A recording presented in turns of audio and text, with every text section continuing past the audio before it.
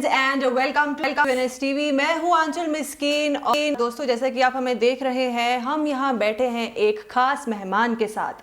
अब जो ये हमारे आज के खास मेहमान हैं दोस्तों, ये एक म्यूजिशियन हैं, यानी कि ये सिंगर हैं, ये रैपर हैं, ये इंस्ट्रूमेंट बजाना जानते हैं, ये प्रोडक्शन में है और इसके अलावा ये वीडियोस के डायरेक्शन में भी हैं।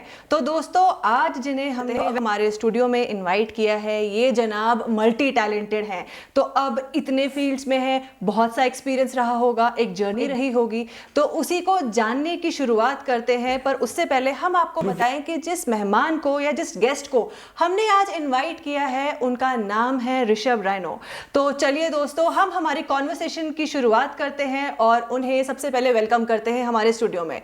Rishabh, welcome to our studio. Thank you thanks बुलाने के लिए। ऋषभ, अब जैसे मैंने आपके बारे में एक चीज इनिशियली बोल दी that you are multi talented, तो सबसे पहले आप बताइए अपने बारे में कुछ, ताकि हम पहले रिलेट तो करें कि आप हैं कौन।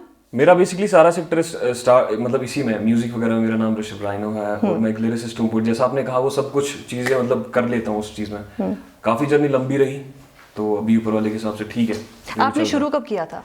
मैंने शुरू किया था बेसिकली, मेरा ननिहाल पंजाब में है। अच्छा। तो हम लोग एक स्टूडियो में विजिट करा था हमें एक ट्रैक के लिए, बट उतने हमें पता नहीं था कि कितना पैसा लगता है, क्या लगता है। बट उनको मेरे वोकल्स में पसंद आ गए थे, तो उन्होंने मेरे को फ्रीलांस बैक वोकलिस्ट अपने स्टूडियो में रख दिया था। अच्छा। तो वहाँ से मेरी जर्नी स्टार्ट हो गई। अच्छा, तो पर यहाँ जैसे आपने कहा कि आपका एक एक्सपोजर स्टूडियो को देख के हुआ, तो क्या वही एक वजह बनी आपकी म्यूजिक को चुनने की, या कुछ और रीजन नहीं, था? वजह तो ये स्टार्टिंग से ही था। मतलब मेरे को लिखना काफी अच्छा लगता था। अच्छा। और गाना अच्छा लगता था। कुछ शादियों थी, कहीं पे अपनी फैमिली का कुछ हो तो बोलते गाओ गाओ गाओ। अच्छा। तो एक बार मेरे एक फ्रेंड ने, मतलब तब ये ख्याल ही नहीं थे स्टूडियोज वगैरह ये सब चीजें, तो उस टाइम मेरे फ्रेंड ने कहा यार एक विजिट दे देते हैं, एक शॉट दे देते हैं, जाकर देख लेते हैं। तो उस टाइम गए और शायद तकदीर में लिखा हुआ था मतलब वहाँ पर जाना और उनसे सीखना। मतलब मैं उन्हीं से सीखा हूँ। उन लोगों ने मेरे को फिर सिखाया भी, सब कुछ वहाँ पर सही करा। तो आज ठीक है, फिर खुद सीख लिया। मतलब धीरे धीरे सीखता रहता है इंसान। अब अगर हम बात करें आपकी जर्नी की, तो डेफिनेटली एक स्ट्रगल रही होगी आपकी। तो क्या रहा था वो पूरा? क्योंकि देखिए, आपने कहा कि आप इतना सब कर लेते हैं, आप इतना सब करने के लिए आपको इन सब में मास्टरी करनी बहुत जरूरी है, ट्रेनिंग बहुत जरूरी है। तो हाउ वाज इट, कैसा था? बेसिकली जितने भी आपने मतलब नाम मेंशन किए, म्यूजिक प्रोडक्शन में, डायरेक्शन में या सॉन्ग राइटिंग में, किसी चीज़ों में भी है, तो ये सारे मेरे एक जर्नी का एक स्टार्टिंग पाथ है। तो मतलब जैसे मैं स्टार्टिंग में लिखता रहता था खाली, तो उसके बाद पैसे नहीं थे म्यूजिक प्रोड्यूसर को देने के लिए, तो फिर खुद वो स्किल सीखी। मतलब लोगों ने सिखाई, खुद सीखी, एफर्ट्स 100% दिए, क्योंकि खुद करना ही करना है। कोई मतलब अंडो ऑप्शन नहीं, ये क्रैक करनी ये चीज़। तो उसके बाद फिर धीरे धीरे इसी में जब रहा, मैं म्यूजिक प्रोड्यूसर को नहीं थे पैसे देने के लिए, डायरेक्टर को नहीं थे पैसे देने के लिए, या फिर बाद में एडिटर को नहीं थे पैसे देने के लिए, तो फिर क्योंकि ये करना ही था, ये मतलब दिमाग में था ये चीज़ करना है, तो फिर खुद ये सब चीज़ें सीखी। तो इस पूरी जर्नी में आपके मेंटर तो आप बता चुके हैं कि आपने कहाँ सीखा है, बट आपके इंस्पिरेशन कौन रहे? इंस्पिरेशन अगर मैं बात करूं, इंस्पिरेशन काफ़ी सारे लोग थे इसमें, बट एक चीज़ इसमें ये भी मैं ऐड ऑन करना चाहता हूँ। काफ़ी लोगों ने टीवी से लोगों को देख के समझा कि हम ये बनेंगे, ठीक है। मेरा कभी ऐसा सीन नहीं रहा। अच्छा। कि मतलब मैं इंट्रोवर्ट भी था। जब म्यूजिक सुनता था तो मेरे को लगता था ये एक वो स्पॉट है जहाँ पर मेरे को हमेशा रहना है। ऐसा नहीं कि किसी को देखना और खुद भी फिर, मतलब मेरी ये चाहत नहीं थी कि लोग मेरे को टीवी पे देखें, ये सब चीज़ें देखें। मेरी चाहत सिर्फ थी म्यूजिक बनाना। और अभी का दौर ऐसा है कि मतलब फाइनेंशियली भी अपने आप को स्टेबल करना है, तो उन चीज़ों के लिए प्रोडक्शन, ये सब चीज़ें फिर प्रोफेशनली अप्रोच करी। अच्छा। तो मतलब आज मैं क्लाइंट्स का भी म्यूजिक करता हूँ, या क्लाइंट्स का अगर वीडियो होगा वो चीज़ें भी करता हूँ। आपकी अगर हम फर्स्ट ऑफ द फर्स्ट की बात करें, तो वो गाना था, इंस्ट्रूमेंट बजाना था, या म्यूजिक प्रोडक्शन था? फर्स्ट बात थी लिखना। अच्छा। स्टार्टिंग में लिखने से करा, उसके बाद गाने से करा, फिर इंस्ट्रूमेंट भी चला साथ में और प्रोडक्शन भी साथ में चली। तो वो पहला कौन सी कॉम्पोजिशन थी? क्या थी वो पहली कॉम्पोजिशन? पहली कॉम्पोजिशन तो वो गाना भी आया नहीं कभी, बट वो थी, भीगा भीगा है ये आसमां, प्यासा प्यासा है ये जहां, बातें तेरी मुझको याद आती हैं, यादें तेरी मुझको सताती हैं, मैं तो हर जगह अब तुझको पाता हूँ, तेरे लिए ये मैं गीत गाता हूँ, फिलहाल इतना ही कहूंगा, हो सकता है इन फ्यूचर में ट्रैक करूं तो तब अभी के लिए surprise. But it's a lovely track, तो हम we will look forward for it. ये मेरा पहला ट्रैक था जो मैंने मतलब लिखा। अच्छा। और ये मतलब खतरनाक भी इंडस्ट्री, तो जो ही हमने ये इसकी डमी करी थी पंजाब में, वो सीडीज उन ब्लूटूथ का टाइम था वो सब, तब भी इतना यूट्यूब ये सब चीजें था नहीं, तो ये गाना ना बीच में मतलब लीक आउट हो गया। लीक आउट के होने के साथ साथ लोगों ने क्लेम करा मतलब ये हमारे लिरिक्स है। अच्छा। जिसकी वजह से मैं बहुत छोटा था, तो मेरे को जो सदमा उस टाइम पर लगा, मतलब आई वाज लिटरली शॉक्ड कि भाई हो कि मुझे पता नहीं था कि ऐसी भी चीजें होती हैं। हाँ। तो फिर इस गाने को उस टाइम पर बंद रखा था, तो इन फ्यूचर ये मेरे आने वाली पाइपलाइन के गानों में है बिल्कुल। अगर दुआएं रही सबकी, जिनका प्यार मिल रहा है अभी भी, अगर वो भी मिलता रहा आप लोगों का प्यार, तो जरूर इस गाने को निकालेंगे। बिल्कुल बिल्कुल। अब जब आप म्यूजिक इंडस्ट्री में अपने कदम रख लिया, आपके घर वालों का क्या रिएक्शन था? अब ये सवाल मैं क्यों पूछ रही हूँ, क्योंकि जब आप उस जनरेशन की बात करें जिसमें हमारे पेरेंट्स हैं, इसको फाइनेंशियली वायबल ऑप्शन नहीं समझते हैं, तो वो लोग कहते हैं कि इट्स अ हॉबी, ठीक है, बट एज अ प्रोफेशन आप कोई एक मेन स्ट्रीम करियर चुने, तो इस पर आपके पेरेंट्स का क्या टेक था? मेरे पेरेंट्स तो आज भी कहूँ तो मेरे को उतना सपोर्ट नहीं करते। मतलब स्टार्टिंग में तो मतलब आई वाज लिटरली थ्रैश्ड कभी कभी। अच्छा। मतलब कि ये तू कर क्या रहा है, तू पागलपंती कर रहा है, तेरे को ये कर, तू वो कर। तो मैंने लेटर फिर पूछा उनसे मतलब करना क्या है, तो उन्होंने सिविल इंजीनियरिंग कर। फिर मैंने अपने डैड के लिए सिविल इंजीनियरिंग कर ली, कंप्लीट कर ली। अच्छा। फिर पैरेलली ऑडियो इंजीनियरिंग, क्योंकि मेरा इंटरेस्ट ऑडियो में था, क्योंकि इसके बाद म्यूजिक के बाद मिक्सिंग मास्टरिंग के काफी प्रोसेसेस रहते हैं। मतलब ऐसे लोगों को लगता है कि इजी बनता है, बट इजी खेल है कुछ नहीं, सारा फ्रीक्वेंसीज का खेल है जो समझना बहुत मुश्किल है अगर एक गाने की जो क्वालिटी है। तो ऑडियो पे फिर पैरेलली खुद पढ़ाई करी, इधर उधर से प्राइवेटली, इंटरनेट पे, जहां भी मिला। इंटरेस्ट सिविल का था, उनको उनका दे दिया। बट स्टिल अभी भी वो बोलते हैं, मतलब वो सही भी हैं एक जगह से, क्योंकि कश्मीर अगर एक हिसाब से हम देखा जाए ना, दिल्ली बॉम्बे इन सब की बात अलग है। उधर पे एक म्यूजिशियन के लिए ना गिग्स मिलते हैं, लाइव परफॉर्मेंसेस होती हैं, इवेंट्स होते हैं जहाँ पे वो कर सकते हैं। कश्मीर में आज मेरे को रियलाइज होता है, जो मतलब बातें मेरे को सुनाते थे अभी भी बोलते, तो वो सही है अपनी जगह पर। अच्छा। क्योंकि वी डोंट हैव उतना प्लेटफॉर्म नहीं हम लोगों के पास कि हम अर्न कर पाए।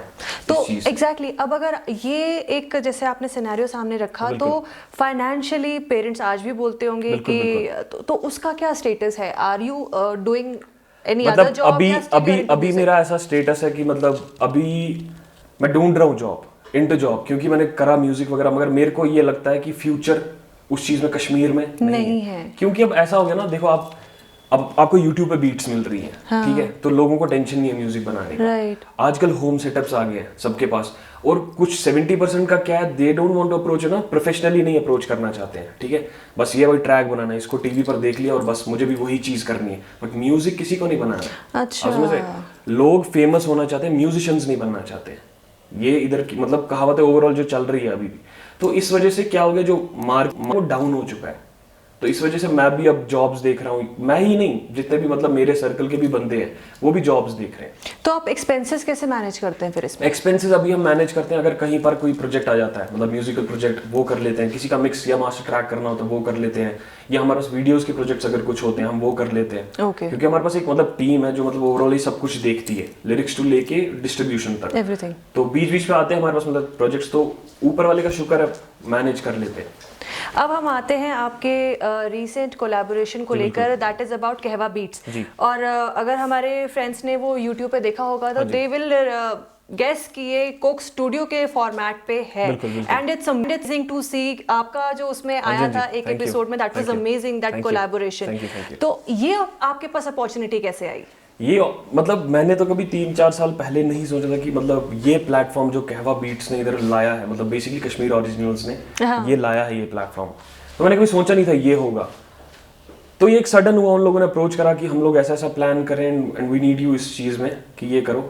मतलब ये मेरा ऑनर था, वकार भाई से या कश्मीर ओरिजिनल्स के साथ काम करना, या वो पूरी टीम जितनी भी इस चीज़ में इन्वॉल्व थी उनके साथ काम करना, काबुल भाई के साथ काम करना, इन सब मतलब ये अमेजिंग एक जर्नी रही है। और ये प्लेटफॉर्म अगर बार बार आते रहे कश्मीर में तो हम भी ग्रो करेंगे, जैसे पंजाबी इंडस्ट्री को ग्रो कर रही है। मतलब आप देखेंगे बॉलीवुड इज लाइक 60-70% कवरेज हो रहा है पंजाब का, तो हमारा म्यूजिक इतना रिच है कि मतलब हम भी कर सकते हैं, हम भी जा सकते हैं। मैं एग्जैक्टली इसी पॉइंट पे आ रही थी, आपने कहा हमारा म्यूजिक बहुत रिच है, कश्मीरी फोक बिल्कुल एक अलग एसेंस है उसकी, वो आप ट्यून से ही कश्मीर की एक महक से आपको मिल जाएगी। बट अनफॉर्चुनेटली जो इसका एक रीच है इन ऑडियंस वो बहुत कम है। अब खैर आज अगर हम देखें इसका एक डाइवर्जन ऐसा हो रहा है कि एक कश्मीरी यंगस्टर को कश्मीरी सॉन्ग्स नहीं पता होंगे but non Kashmiri will send you a link and will say कि भाई ये गाना है इसका एग्जैक्टली लिरिक्स समझाओ। तो इस टेक पर ये जो एक चीजें हैं ये जो हो रही हैं इस पर आपका क्या कहना है? मतलब हम आपने सही बात बोली, हम लोग ना अपना वो जो रिचनेस है, वो जो हमारा फोक का है, वो हम छोड़ रहे हैं पीछे। हाँ। लेकिन ये थैंक्स करना चाहूंगा मिस सना को, मिस केसर को, जो मतलब प्रोडक्शन में थे, प्रोड्यूस इन्होंने ये सब चीजें करा, और बीच में काबुल भाई, इन सब ने ब्लेंड करवाई है चीज, मतलब वेस्टर्न इंस्ट्रूमेंट्स और फोक इंस्ट्रूमेंट्स को। मतलब जो नहीं लोग पसंद कर रहे हैं अब सब ना ईडीएम को मूव हो रहे हैं, इलेक्ट्रॉनिक म्यूजिक को सब लोग मूव हो रहे हैं, बट किसी ना किसी को तो वो भी बचाना है, वो तो मतलब खत्म हो जाएगा। इनमें से एक इंस्ट्रूमेंट है, जैसे साज़े कश्मीर की मैं अगर बात करूं, वो एक इंस्ट्रूमेंट था, वो खत्म हो चुका है टोटली, वो मतलब बाहर आ ही नहीं रहा है। बट इन लोगों की ये भी कोशिश है कि मतलब वैसे इंस्ट्रूमेंट्स को भी बाहर लेके आया जाए। आपको क्या लगता है कि क्यों कश्मीरी फोक जो इतना रिच है और कश्मीरियों की पॉपुलेशन भी ठीक है बट उसके बावजूद इसके ग्राफ में एक गिरावट आई, इसके क्या? ये हम लोगों की मतलब एक हिसाब से ना खुद की भी गलती है कि हम लोगों ने इस चीज को संभाला नहीं। मतलब इसका संभालने का हक कश्मीर को और कश्मीरियों को है, मतलब आपको, मेरे को, सबको, जो है देख रही है, सबको ये संभालना है, ठीक है, इन चीजों को। हम मोर टू इलेक्ट्रॉनिक चले गए हैं, मोर टू इलेक्ट्रॉनिक, और हम लाइव चीजें बंद कर रहे हैं, बट हमें उस चीज को बचाना है, क्योंकि जो वो चीज दे रही है हमें, वो कोई और चीज नहीं दे रही है। इसका एक और मैं कहना चाहूंगा, जो आजकल के गाने भी मतलब आ रहे हैं, जैसे पुराने टाइम पे था, मतलब फॉर एग्जाम्पल सारंग है अगर, तो सारंग एक जो पुराने गाने के जो लिरिक्स होते थे, जो मतलब एक स्ट्रॉन्ग होल्ड था उसमें, जब सारंग उस पर बजता तो वो खेल दिखा देता था अपनी। अब इलेक्ट्रॉनिक में लिरिक्स उतने पावरफुल नहीं है, आप समझ रहे हैं, तो वो भी इलेक्ट्रॉनिक जा रहा है उधर, उसकी जरूरत भी नहीं है, और वो ले भी नहीं रहे, आप समझ रहे हैं। तो अब यहाँ बातें तो हम कर ही रहे हैं, अगर आप एक कोई फोक गाना अगर सुनाना चाहें अपनी पसंद का, जो गुनगुनाना चाहें, आप बोलिए कोई भी, मतलब ऐसा जो मतलब जो आपको पसंद हो। आसलारा छुस इंतजारस दीदारस प्रारांचुस चान बर तल आमुद सवली चान दर कान गौ खली करत नजरा लोल बेमारस दीदारस प्रारांचुस। आपने गाया तो ये एक्चुअली इट साउंड्स अमेजिंग। अब लोग डेफिनेटली इसको सर्च करेंगे। अब यहाँ एक मेरे दिमाग में क्वेश्चन जो घूम रहा था जब आप गा रहे थे कि मैंने इंट्रोडक्शन में कहा कि आप एक रैपर भी हैं। अब यहाँ वैसे ही म्यूजिक का जो एक सर्वाइवल है इन टर्म्स ऑफ फाइनेंस वो उतना अच्छा नहीं है। On the top of it आपका हाथ आप रैप में ट्राई कर रहे हैं, तो ओवरऑल रिएक्शन आपको क्या मिला उसका ओवरऑल रिएक्शन? रैपिंग का जो रैपिंग जॉनर है वो कश्मीर में ना बहुत अंडररेटेड है। हाँ। तो लोग इसको सुनना भी उतना प्रेफर नहीं करते हैं, बट अभी जोन बढ़ रहा है। जैसे कि इसमें जो वकार भाई और हमारा कोलैबोरेशन हुआ रैपिंग का, मुझे लगता है कमर्शियली पहली बार रैप इंट्रोड्यूस हुआ है कश्मीर तक, क्योंकि यहाँ कुछ लोग ऐसे हैं जिन्होंने रैप कल्चर को बदनाम कर दिया है। लिरिकली लोग काफी इसमें कच्चे हैं और वो लोग आगे जा रहे हैं, तो लोग भी सोच रहे हैं अच्छा ये रैप है, और अगर किसी गाने पे या यूट्यूब के थंबनेल पे लिखा है rap, they won't listen to it, क्योंकि उनको पता है कि ये क्या होने वाला है। आप समझ रहे हैं, इस वजह से। बट आने जैसा इन्होंने कश्मीर ओरिजिनल्स ने करा, एक बड़े पैमाने पे रैप इस चीज को, हिप हॉप को, इसको ब्लेंड करवाना है गाने पे, तो जरूर आवाम को भी पसंद आया होगा, और शायद हो सकता है कोई इंस्पायर भी हुआ हो, तो जिसने जो लिखने लगा हो या इस चीज को संभाले। तो आपको क्या लगता है रैप को लेके आने वाले टाइम में शायद लोगों की प्रेफरेंस या नजरिया चेंज होगा? बिल्कुल, मतलब थ्रू आउट अगर वर्ल्ड की बात करें ना, हिप हॉप काफी कवर कर रहा है। हाँ। बट हमारे यहाँ पे उतना कवर नहीं कर रहा है, क्योंकि हम ना स्टक हो गए हैं, वो एक रैप को गलत समझ के गलत नजरिया भी देने में बहुत लग गए, क्योंकि they just want to be famous उन चीजों करके। बट कोई नहीं, आप म्यूजिशियन हो, हम लोग मतलब ऐसे यूट्यूबर भी नहीं है, हम लोग म्यूजिशियंस हैं, तो सिर्फ म्यूजिक बनाओ, कोई नहीं भी देख रहा कोई चक्कर नहीं, फाइनेंशियली अपने आप को संभालो, जॉब करो, ये वो। मैं आपको एक चीज जिक्र करना चाहूंगा, और शाम को जब मैं आता था गर्मी होती थी बहुत, और जब मेरी रिकॉर्डिंग होती थी मैं 1-2 कंबले ऊपर रखता था और उसके बाद माइक्रोफोन हाथ में लेके मतलब गाता था। तो मतलब ऐसा नहीं है कि जिसको अगर म्यूजिक करना है वो सिर्फ म्यूजिक ही करे, मतलब फाइनेंशियली अपने आप को संभालो और साइड से अपार्ट ये चीजें सीखो, क्योंकि जैसे मैंने पहले भी जिक्र किया बहुत लोगों का होम सेटअप आ रहा है, तो जिनका नहीं भी है तो वो भी स्टार्ट कर सकते हैं, सीख सकते हैं, ट्राई कर सकते हैं इस चीज को। हाँ, अब ये जो एक क्वेश्चन है, मैं हमारा शो वाइंड अप करने से पहले, राउंड अप करने से पहले, तो इस पे आपसे एक आपका ओपिनियन तो जरूर पूछूंगी, बट उससे पहले do you have any dream collaboration that you wish to be a part of? Dream collaborations तो काफ़ी ज़्यादा हैं, मतलब काफ़ी सारे हैं। हो सकता है नेक्स्ट एपिसोड में बिल्कुल एक स्पेसिफिक नाम लेकर आपके पास आ जाऊँ। अच्छा, यानी कि अभी भी श्योर नहीं है। बिल्कुल बिल्कुल। अब जैसा कि मैंने कहा कि हम इस शो के क्योंकि एक लास्ट सेगमेंट में आ गए हैं, तो एक बार जाने से पहले आप प्लीज़ बताएं कि अब जैसे आपने कहा एक सिनेरियो रखा सामने कि यहाँ म्यूजिक इंडस्ट्री का सिनेरियो फिलहाल कैसा है, तो अब जो अपकमिंग म्यूजिशियन हैं तो और इसका पार्ट बनना चाहते हैं, इसमें अपना हाथ आजमाना चाहते हैं, तो आप उनके लिए as a matter of guidance या टिप्स क्या देना चाहेंगे? What should they do? इसमें सबसे पहले ये चीज़ छोड़नी बिल्कुल भी नहीं है, क्योंकि काफ़ी मतलब जैसे कश्मीर ओरिजिनल अगर किसी को लगता भी है मतलब उसमें टैलेंट है, तो वो लोग मेल कर सकते हैं उन लोगों को अपना एक डमी नहीं हो फोन से रिकॉर्ड करके किसी चीज़ से रिकॉर्ड करके उनको मेल कर सकते हैं, और वो लोग मतलब ऐसे भी वो सुनते भी, और वो मतलब इसी चीज़ का उनका यही एम है कि मतलब बड़े जो म्यूजिकल सीन है कश्मीर का वो भी बढ़े। तो अगर किसी को लगता है कि उसमें कला है तो वो उनको मेल कर सकता है जाके, hopefully second season third season, क्योंकि कंटिन्यू होने वाला है बीट्स का जो सीन है कंटिन्यू होने वाला, हो सकता है उनको नेक्स्ट में मौका मिल जाए। जो आप सीखना चाहते हैं उन्हें क्या करना चाहिए? जिनको सीखना भी है कुछ भी सीखना, तो नियर अराउंड बहुत सारी चीज़ें, अगर किसी भी चीज़ में गाइडेंस चाहिए तो वो मेरे को बोल सकते हैं, तो मैं उनको कहीं ना कहीं मेरे फ्रेंड्स हैं जितने जो भी हैं, कोई गिटार सीखना है, किसी को हारमोनियम में कुछ भी सीखना है, तो मैं हेल्प कर सकता हूँ, उनको गाइड कर दूंगा एक सही रास्ते पे कि कहाँ पे जाना चाहिए उनको।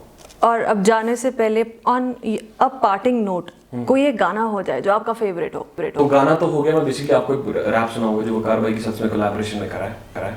इस खत में लिखूं क्या तेरे मैं जाने गजल आके जवाब दे, अक्सर तू ख्वाबों में मेरे हो महजबीन आके मुझको जवाब दे, मलंग सा फिरता इस माया में खिलाफत लगी इस कल्ब में, रगों खून था सूखा ये बहने लगा तेरे प्यार में, आज देख इस खत में लिखे अल्फाज देख, गहरे को छिपे ये राज देख, साजों से निकली आवाज सुन, फलक पे बैठा वो लफानी ताज देख, अंधेरी ये रातों से शहर की किरणों तक लेता दिल तेरा ही नाम, अगर न रब है राजी तो काजी से पूछ ये बातें हराम, अगर है राजी आवाम से लेना देना क्या तवज्जो न देन पे, पूछा हकीमों से बारी दिल के लेते उफ तेरा ही नाम।